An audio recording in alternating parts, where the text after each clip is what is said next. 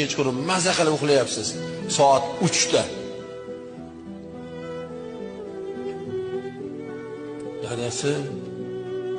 Dadasi, ha, nima deysan? Mazam bo'lmayapti desa, deganmi shuni demaganmi ayollar, deganmi uylanganlar? Degan. Buni bir necha bor marta degan.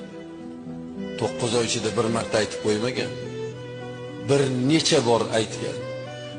Insof bilan aytinglarchi, kimga yoqqan shu xotinniga? Kechqurun ham tinchlik yo'qda bu uyda. Yo turib boq, voy o'zingni ehtiyot bitta yo ikkita deyish mumkin. Qolgan aksariyat hammasi xotinni bu gap yoqmagan. Bizlar ham bir paytlar onamizni bag'irlarida yotganimizda, o'sha 9 oylik, 8 oylik, 7 oyligimizda onamizni vujudlari og'riganda dadamizga onamiz "Hey dadasi mazam bo'lmayapti" deganda dadamizga yoqmagan.